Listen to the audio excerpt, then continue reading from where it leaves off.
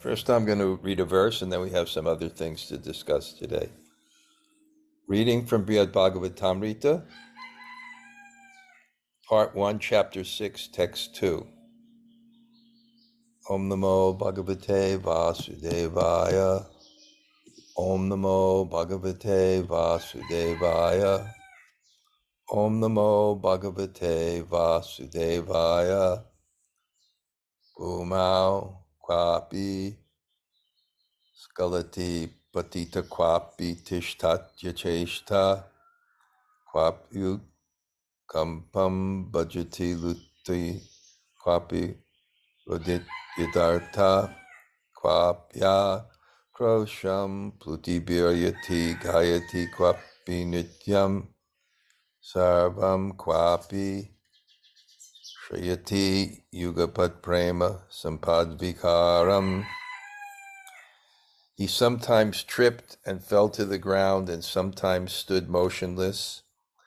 Sometimes his body trembled, or he rolled on the ground, or he wept in great distress. He sometimes shouted and jumped about, sometimes sang and danced, and sometimes all the transformations of priceless love of God converged in him at once. The full manifestations of devotional ecstasy appeared in Narada's body as trembling, perspiration, standing of the bodily hairs on end, and loud crying. Only devotees advanced in praying feel the ecstasies that externally show all these symptoms. Om Jnana Timirandasya Jnananjana Shalakaya Taksur Unmalatam Yena Tasmai Sri Gurave Namaha. Sri Chaitanya Manobhishtam Stapitam Yena Bhutale Swayam Rupa Kadamayam Tadati Sapadantikam Pancha Kalpa Tarubhyascha Kripa Sindhu Bhayevicha Patitanam Pavanebhyo Vaishnavebhyo Namo Namah. Sri Krishna Chaitanya Prabhu Nityananda Sri Advaita Gadadhar Shivasade Gaur Bhaktavrinda. Hare Krishna, Krishna Krishna, Hare Hare, Hare Rama, Rama Rama, Hare Hare. So, greetings from Sham Ashram in Colombia. I will leave tomorrow for Miami and then stay with Lakshmi Nrsimha Prabhu, my godbrother.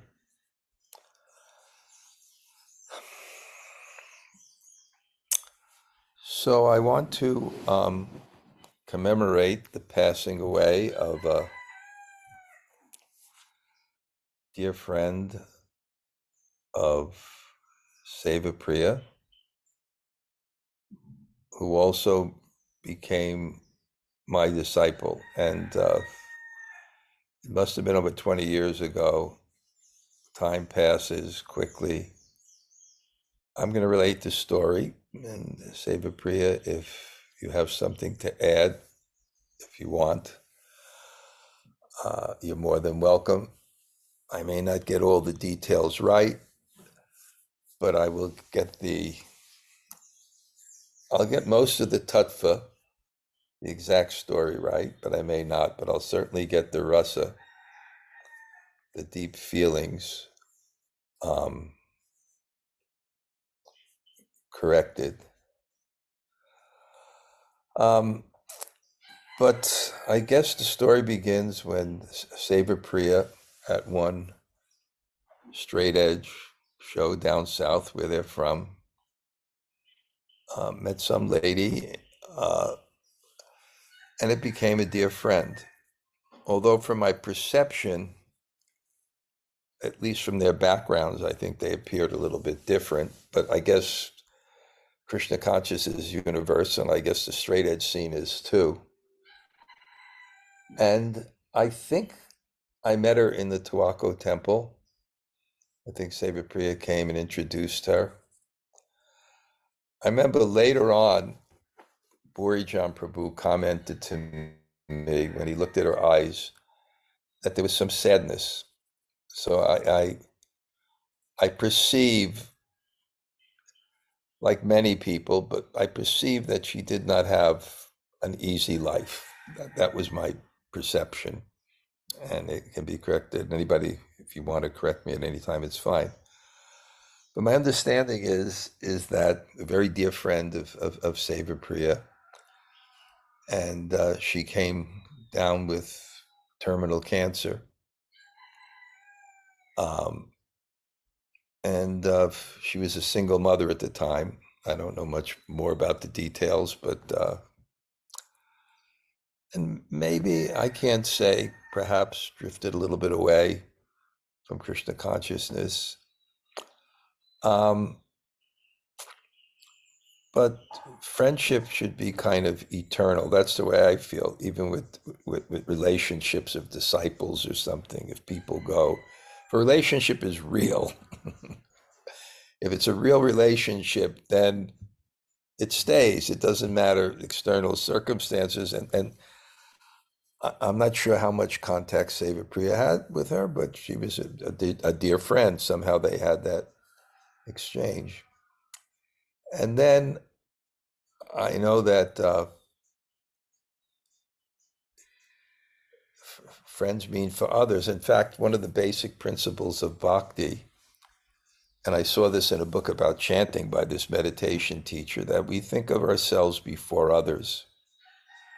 That's like the basic principle of the soul.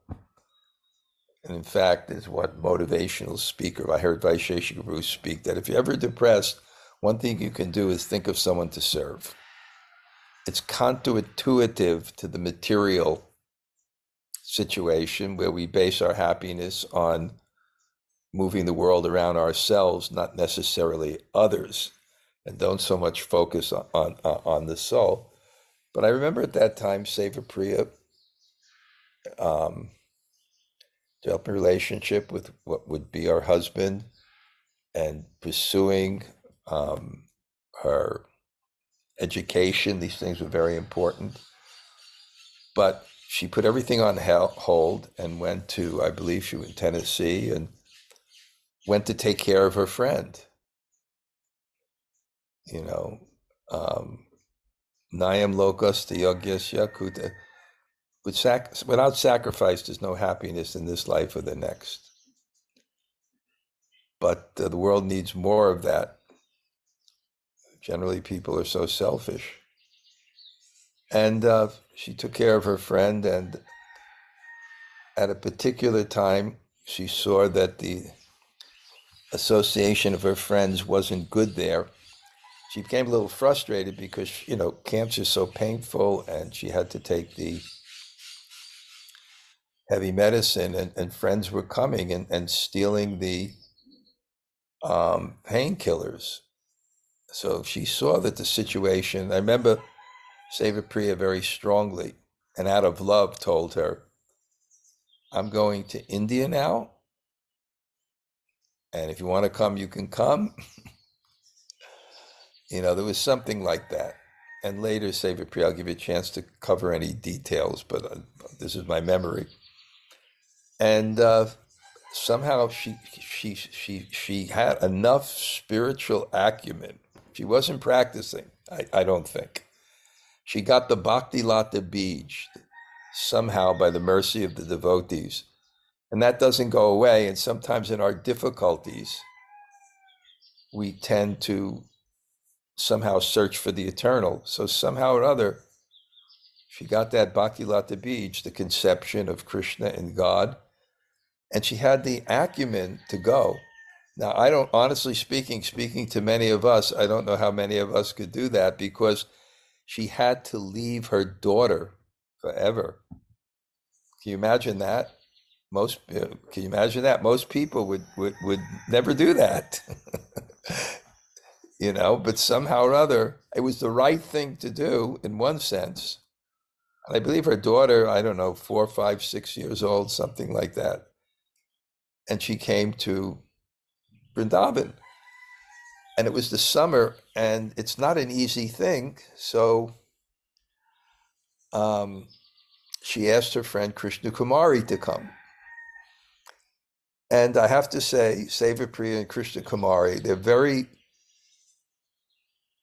good friends, and they're loyal. And they're loyal, and they reciprocate. So Krishna-kumari, she also dropped everything. I'm not sure what she was in the middle of, but sure she also had children and things, and she left everything and they came. And then I remember I was in Karuna Purna's house in Brooklyn at the time, actually. I got the memory. And then somehow they asked me to come for support. And I had already gone back from India. So I made a collection for the ticket, and I went back. And I just remember, I can't remember all the things, but I remember that it's her simplicity. And I remember at one time she was going down very, very fast. And I remember being in the temple room with her and even worried because it's so crowded and people could knock her over or something. But somehow, and then she wanted to see Vrindavan. So I remember it may have been 2 or 3 days before it was impossible. And I remember taking her on Parikram. I remember we took her to Radha Kund. I remember we took her to Govardhan. And then she got back, and it became a little bit more serious. And then I remembered at that time, it's not going to be in chronological order, but there's a very nice Vaishnava we all love named Subal. A lot of the young people in the Northeast that came up in Krishna consciousness were trained by him in Tawako. And he happened to be there at the time. And somehow or other, I arranged through a Brijbasi that he got a Govardhan Shila. And I gave him the Govardhan Shila on one condition, that he would worship the Shila in her room. So he would come every day and worship the Shila in her room. And then we decided that she was towards the end and she should be initiated. And obviously I was the candidate. Seva-priya was her best friend, my disciple, and I was there and I was developing a relationship with her. And she was developing this very unique spiritual acumen in the most simple way. And I don't remember all the things, I probably forgot them, but at least two struck me. We called an Ayurvedic doctor to check on her, and he couldn't even find her pulse. And he said, there's no hope. And then she told me, and excuse my Southern accent, she's from Tennessee. She said, Maharaj, if the doctor told me I was cured, it would be the saddest day in my life because I want to go back to Krishna. And then I remember Seva-priya had other friends there, Karnamrita, the famous Kirtanier, and they bonded in many, many ways, but at least Karnamrita had just lost her mother, who was very dear to her, and she was grieving, and Seva-priya was going to lose her friend.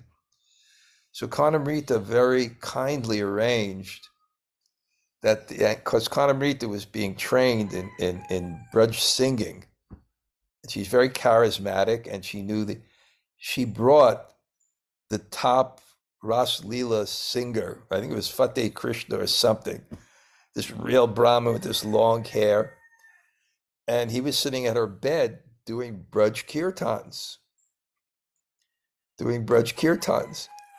So Burijan Prabhu was there, and her feet were facing this high-class Brahmin singing these Braj kirtans. So Borijan covered her feet, and the Brahmin took the cloth off, kind of indicating that this is not an ordinary soul, somehow or other. She said many things to me that I don't remember that indicated that she had a simple, deep faith at the end. Yeah. And then there were beautiful pictures taken too, because you imagine how much pain she is, and put her in sari and initiated her and gave her the name Krishna-mayi, which is a name for Radharani that means full of Krishna.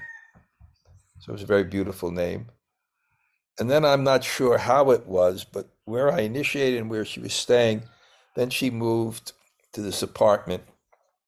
If you go to the MVT and you walk straight in to the end and make a left, the first apartment on the left, the top floor, and it had kind of light.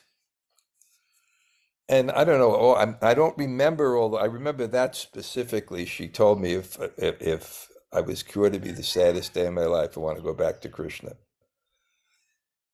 And then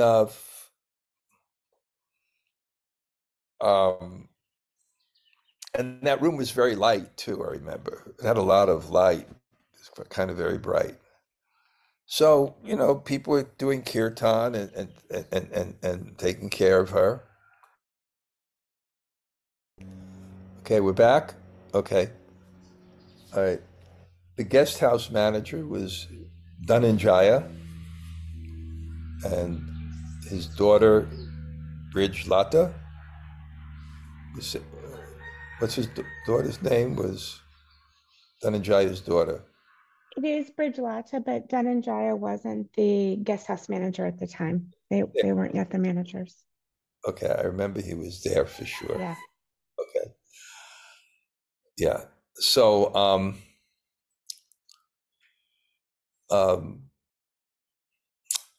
so what happened is I was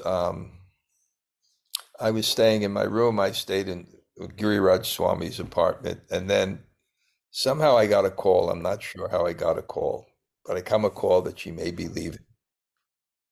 And when I came in there, Krishna Kumari was with her. And Krishna Kumari is a very strong lady in a nice way for Krishna.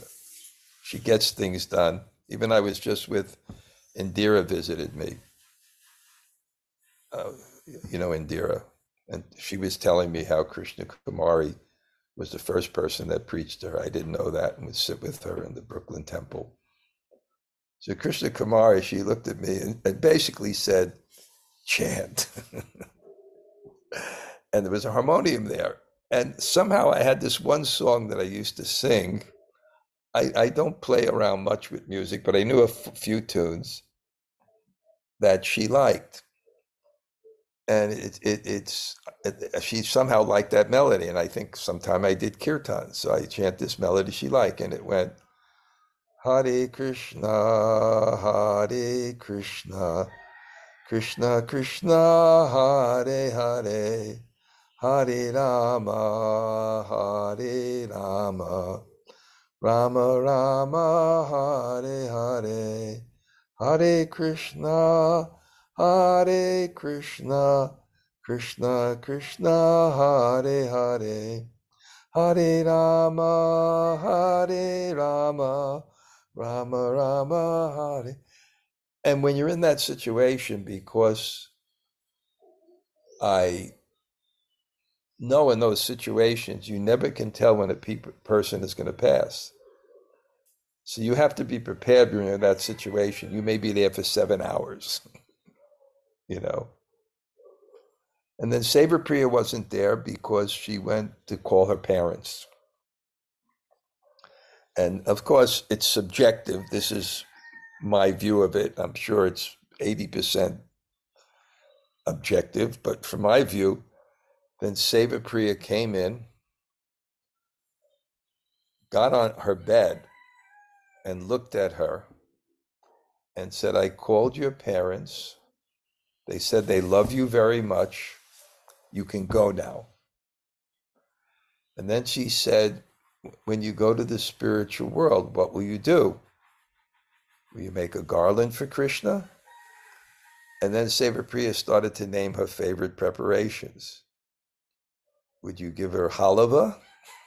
Will you cook sweet rice? I forgot what it is. And then she left. She left in Vrindavan, kind of being coached to remember Krishna in a very Leela personal way, with her spiritual master leading kirtan. So I just remember her. She developed an extremely deep, simple faith, and a message that's important too. It's, I think, and I'm learning this more and more in my life. I can tell we just had a retreat here where people had to write personal realizations. I'm going to print them in my Monday morning greetings. People from all kinds of backgrounds and challenges, but really Vaishnav is the inspired side and not the ordinary dealings. The ordinary dealings have to be within a certain parameter and they reflect the inspired side, but not just our conditioning, not just our birth, not just our nature, but there's something deep and we can never kind of know. And I also think it's also sometimes a person has more challenges, so it may not come out, but their effort is more. And someone may be born with a silver spoon in their mouth and they may be able to perform better, but it's much easier for them. And I think you multiply the thing to give the score. So I think I just remember Borijan looked at her eyes and said she had sadness in her life. And so she left. And then we went to the Jamuna, and damn the traditions at the time. The traditions at the time is the women don't go to the funerals. Well, you could forget that one. There's no way that, they don't follow that anymore, by the way. It's not practical, but it was glorious. And she had a simple heart and a simple devotion. So, and Seva Priya, how many years has it been? It's the 25th anniversary of her passing. 25th anniversary. Yeah. She passed away. She was what, 22? 26. 26. Wow. Are you still in touch with her daughter at all? Yes, I talked to her yesterday. Her daughter is 31. Her daughter, yeah, yeah, happily married. She's happily married, huh? Mm-hmm. Does she remember her mother? She does a bit. Yeah, she was raised after Katie or Krishna-mayi left. She was raised by her maternal grandparents, and her grandmother just passed maybe 3 years ago. So it's been tough, but she does remember Krishna-mayi. Wow. Can you add something, please? I will. I will say 26 or 25 years is a long time, right? I think Krishna Kumari and I have changed from young 20-year-olds to 50, right? Near 50-year-olds, which is interesting to see. For me, when I look back and think about Krishna-mayi or Katie, right, it's so affirming that, right, Prabhupada has made everything possible for us, right? What seems impossible is possible. Katie first contacted devotees in Dallas, and Janava was really one of the first devotees she met. And I think about, right, Katie and I going to the temple really for the first time when we were 19, and Janava was just on her way to Vrindavan, right, was leaving the next day. I think she gave us what she could and gave both Katie and myself, or Krishna-mayi and myself, japa beads. And those japa beads were what Katie kept. that really stayed with her right until we went to Vrindavan 7 years later. And so for me to think back, Maharaj, I think you were in Katie's life before you knew Katie, right? Through this transmission from Janava. And Katie, I don't know if everyone knows that. They probably do, but maybe people that don't. Yeah. Go ahead. Yeah. And Katie wasn't, although I met Katie at a punk show or a straight edge show, she was never a straight edge person. She was vegetarian and she was kind of a hippie and then later became a real punk. So that she and I connected is extraordinary. And that we maintain the connection, I think also extraordinary. When Katie decided to go to What was Vrindavan, extraordinary that you kept up because you were so different? we're very different. I think Katie's life, me, I'm not the most generous person and I'm a bit judgmental. And so, right, like the fact that transcended that as well.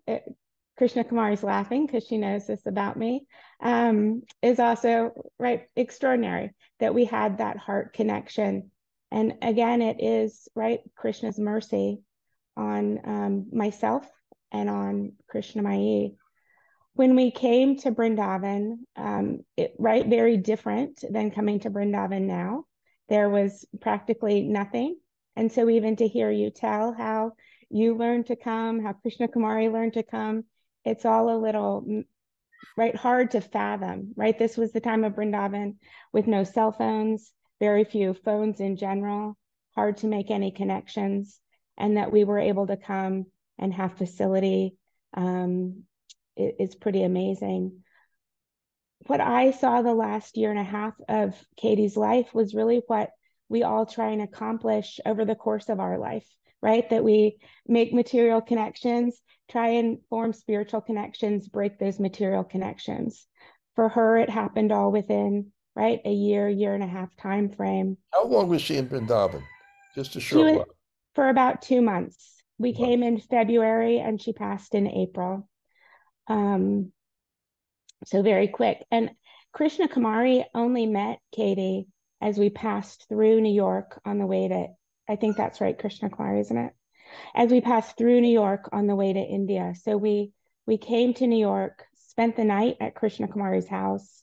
Krishna Kumari and Janardhan took us to the airport, and Krishna Kumari, right, has a much softer heart than I have. And so had this instant feeling of connection to Krishna-mayi. When we came to India, it was, again, difficult. We were, 25, 26 years old, and trying to navigate death. It was the summer. It was very hot. It was hot. And that is actually why we moved apartments. We moved, Sri Rupa will know, we moved to Indra Nilamani and Radha Vinod's old apartment. And that's where Krishna-mayi passed. But I will say that the morning of her departure in my mind is inconceivable, right? Because everything, as you mentioned, just unfolded very perfectly for Krishna-mayi to make her transition. I think your story is accurate. I left to call her parents, to call her friends, to tell them that she was leaving. And the fact she could have left when you went out.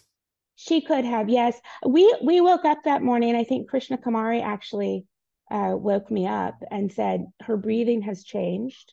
And so we knew that death was coming soon, based upon, right, what we knew. That about 9 or 10 in the morning? Yes. When I came back, I did tell her who I talked to that they loved her and that they thought it was okay to leave. I then did say, right, which is uncharacteristic for me because I'm not, again, I don't have a soft heart. I held Krishna. Full heart, but anyway. Yeah, that's right. I held her and I said, you are going to see Krishna very soon. And what will you do when you see Krishna? Will you embrace Krishna? Right? Will you smell his flower garlands? And what do you think it will smell like? Will you give Krishna something to eat? Will you cook him peanut butter halwa? And she was staring in my eyes the whole time. She understood what I was saying. And then I said to her, I love you very much. And it's time to leave. And with that, Krishna-mayi, as I held her and Krishna Kumari held her feet, she turned and looked at a picture of Prabhupada that was on the wall, and she left effortlessly. Wow. Right? She left effortlessly. And Krishna Kumari and I looked at one another to ask, is she gone? And she was gone. And it was so simple. I think, from my perspective, right, Prabhupada ushered her It was away. so perfect. It was so perfect. It just the fact that she left when you asked her to leave, and what you said to her was like the perfection of spiritual practice, like remembering Krishna's pastimes, not just intellectually, but being in them and feeling them in a personal way. I'm saying that because in our retreat here in Colombia, that's really what it was about ultimately. Not just intellectually hearing the Leela, but entering into it and trying to feel it like you're there. And it was extraordinary. It was extraordinary. I don't think I did kirtan for more than 10 minutes. From my perspective, that's right. I think and Krishna Kumari's laughing. She probably knows better. And so she can correct us. But it all just, right, lined up. I just remember how she affectionately ordered me what to do and how submissive I was. And it was the right thing to do because you left, she was in charge. You know what I'm saying? And we had to do the right thing. And then I remember, when person dies in Vrindavan, you don't prepare beforehand because it's inauspicious. So then you have to call for the people who make the stretcher. And I remember it was right on the ground there in front of that apartment, right? That's right. And I'll say, with Krishna-mayi, because she did have a daughter, and the family, we had to make sure she had a death certificate that was proper and all these things. So the medical examiner came. I think the stretcher people came. And Krishna Kumari, right, was so kind to me and to Krishna-mayi that she bathed Krishna-mayi's body and dressed Krishna-mayi so that I didn't have to. And Krishna Kumari, I always have appreciated that. She's soft. She's tough. She's tough. Yeah. It's great. Yeah, right. You're right. Bathe the body and And then Krishna-mayi was taken, on the stretcher, and she was taken honored through Vrindavan. She circumambulated the temple, right? Was taken to see Prabhupada, and then walked through Vrindavan, and everyone came out to offer respects. All the shopkeepers came out to offer respects. Sometimes it was very sweet. Daughters from and their garlands, shop. Yes. Garlands. Mm-hmm. It's not gonna happen like this anymore because Vrindavan's so crowded. You can't get an MVT apartment anymore. I mean, even to rent or something, it's just a different world. And not as many people will take shelter of Vrindavan as before from the West. It's mostly an Indian thing. I think my disciples come because I have a place there, and it's wow, it was amazing. I wish there were other things that she said that just kind of shocked me because they were so deep. But when she said that, if the Ayurvedic doctor told me I was cured, it would be the happiest day of my life because I want to go back to Krishna. Right. Maybe Krishna Kumari wants to add something.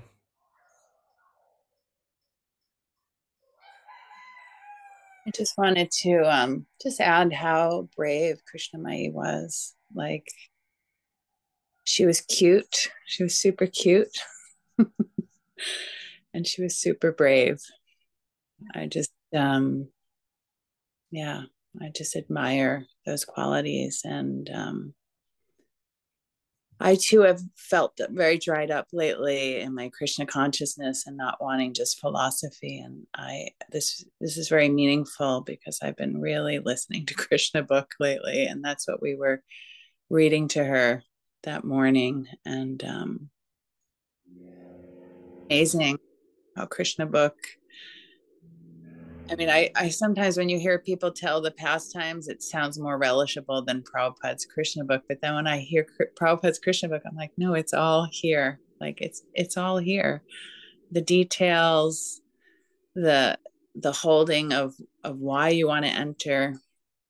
So I appreciate you, Maharaj. Helping us all enter Vrindavan, helping us all get to Govardhan. Like, who can say that? And Seva Priya she's one of a kind friend. She's got this kind of special kind of magic that Krishna has. Like, all the gopis think Krishna's just dancing with them. And Seva Priya gives so much love to her friends that we all think we're special in her eyes. So it's a very special magic. So I wish everyone on this call that they can be brave and cute like Krishna-mayi. Thank you. Okay, that was yeah, I think it's very special for the people that are here to actually hear this. 25 years, I can't even, if you asked me how many years it was, I never would have came up with the figure 25 years. But how nice to be in Vrindavan, not just that circumstances, which is tough, but in the summer when it's just the residents of Vrindavan, there's no the external energy. You could really feel the sweetness there too. I'll just tell one other story. She's from Tennessee, so I told B.B. Govindaswamy that there's this lady dying from Tennessee, and B.B. Govindaswamy is from Tennessee, right? So he wanted to see her. So he came in, and and she's like, pretty, in the last stages. And I remember, do you remember what he said to her, Seva Priya? How you doing, honey? I just, so I thought that was really great too. Okay. I think we can end here. I don't think I'm going to continue, the class. I think this is the class today. But if anybody else would just like to say hello, it helps with the community. Maybe they appreciated hearing this. Jamunajaya, what did you like about today that you heard? Hare Krishna. Thank you so much for sharing this with us, Maharaj. The whole story affected me so deeply, but I love Seva Priya, what you had to say, that personal, what will you do for Krishna? Will you smell his garland? And as my mother is getting older, and I think about that all the time, like being there for her in that way. Lord Jesus is her guy, and I have a picture, and I had Janavi record Amazing Grace for me. And I think about what a service you did for Krishna-mayi, and that's something that we could all do for each other, for people as they get ready to leave their body. So thank you. That was such a beautiful, beautiful meditation of, and stop saying you don't have a soft heart. You do. What a soft heart was on display there. So thank you so much, Miraj, for sharing this with us and allowing us to be part of this. Hare Krishna. This is really wonderful. Anybody else like to just say hello? Hare Krishna, Maharaj. And Yeah. and Krishna Kumari. Wow. I am just so happy that I was here for this class today. It was so wonderful, because normally I hear this story from you only, but to have Seva Priya and Krishna Kumari, the key people who were there, participate, was really, really special. And one thing is, when you tell this story, Maharaj, when you talk about Krishna-mayi's suffering and what a difficult life she had, you usually also put in that probably, Krishna wanted to, get rid of all of her karma in one Oh, shot. okay. This is important. I never told you this, Seva Priya. I was in Delhi before. I came in and I stayed in Delhi. And thank you for reminding me, Gail. I stayed in Delhi and I had gone to Nigeria and I met this Indian family, a joint family. And one of the brothers in that family was very advanced in Krishna consciousness. He looked like Krishna, one of those Indians that look like Krishna, and he never get married, and he wasn't all disturbed, and he sang the most beautiful bhajans. So when I came there, he called me up, and he said, "What am I doing back in India?" And I told him, and he said something, and I told about this girl. He said, "I think when Krishna is especially merciful, they give someone all their karma in one life." So I had that impression of her, that she was actually a great soul, but the karmic situation, Krishna was just saying, okay, whatever reactions, whatever you did, I'm concentrating, which is also a way where we can't really judge a person by what they're going through, what their circumstances, because we don't know how Krishna is dealing with them. Okay, thank you, Gail. Anyone else like to say hello? Hare Krishna Gumaraj, Tota Gopinath here. Great to see you. And I've heard this story so many times, but today was so extra special to hear it. And as Gail had said, to have the cameo of Seva Priya and Krishna Kumari on location just made it so much more special. It's such a great lesson for all of us to hear. I got even the story even deeper now, actually. Yeah. Anybody else just like to say hello?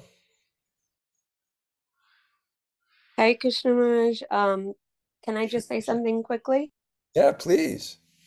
So it just, when I was listening today, it just made me think how important relationships are and how fortunate I have been a recipient of Seva Priya and Krishna Kumari's and your mercy and love. And I can't tell you how important it has been to my life, and how all of you have just never let me go and just constantly pulling me back. And to have relationships like this, it's something that in this material world is just not not everybody gets. So I just want to say how fortunate I feel. And I did not ever have the opportunity to meet Krishna-mayi, but I have heard about her so much, and her experience and the way that she left this world is an inspiration to me. And I'm just thankful to know people and to have people in my life like all of you that when the time comes, I know who I'm calling. Wow. Yeah. Wow. That's great. Yeah. And they'll know who they're calling too. So we'll see who's fortunate and goes first. Anybody else just like to say hello? We have a few more minutes. Hare Krishna Garaj, thank you so much for class today. It was very beautiful and just heart-wrenching to hear these pastimes. So thank you all. It's nice. Great. Thanks, Shalal. Good. Anybody else like to say hello? Krishna, thank you so much for the class. I'm so strongly impressed listening to the courage of devotees and the real friendship and real relations between Guru, you, Maharaj, and your disciple. It's so amazing. Thank you very much. Thank you. Anyone just like to say hello? Hare Krishna Maharaj, you see that? Thank you so much. This is my first time hearing this, and it was very beautiful. And I'm blessed to have the association of Krishna Kumari, and hearing about Seva Priya being there for her was beautiful. Thank you for sharing. Wow, thanks, Yvette. Anybody else like to say hello? Hare Krishna Maharaj, this is Shvari Sundari. Yeah. Thank you. This was beautiful. Thank you so much for sharing this story. It's just, we don't have time, but it has brought up so much for me. And it's just changed my whole perspective for the rest of the day. I just feel so much more appreciative for my life right now and the community and the association of everyone here. Well, thank you, Ishwari Sundari. Wonderful. Anybody else like to say hello?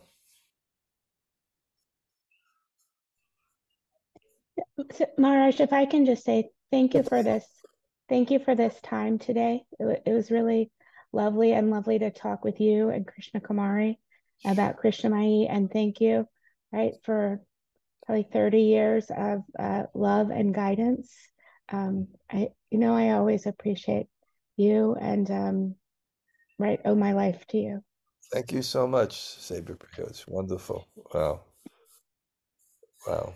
Yeah, I just remember I was so impressed when you made that sacrifice, because I know the kind of things at that age to put on hold are not easy. But Yeah, it's Maharaj, okay. Yeah. is it Yeah. okay if I ask Sevapriya a question? Yeah, go ahead. Yeah. Hi, Krishna Sevapriya. I was just wondering how you'd respond to this. Nobody would normally make that big a sacrifice. And so I was wondering how you could just drop everything that was of paramount importance in your life for Krishna-mayi, and at the same time still feel like you don't have a big heart. How is it possible?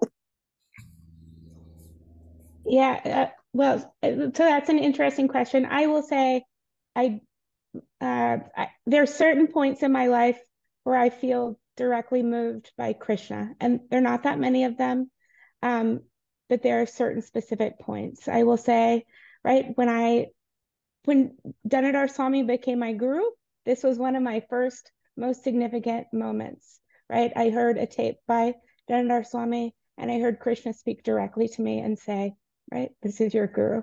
And that was that for me. When Krishna-mayi, or Katie, called me, all right, I was in Houston. She called to tell me her diagnosis and the prognosis. I also knew immediately, right, Krishna spoke in my heart of what to do, and I followed what Krishna said. So, right, there wasn't a question. There wasn't a question. Oh, you felt Krishna in your heart told you what you had to do. Yes, Krishna, right? I was moved to know that was that. I would go take care of Krishna-mayi, and I would, right, help Katie move to her next destination. Okay. Thank Super. you. Thank you so much. Okay, I think it was a wonderful session. Maybe we have to figure out how to do this every year, even if it's not the day, because it's just so nice to hear. We can approach it. Okay, we'll go now. Thank you all very much. Vanchakalpa tarubhyascha kripa sindhu bhebhija patitanam pavanebhyo vishnu.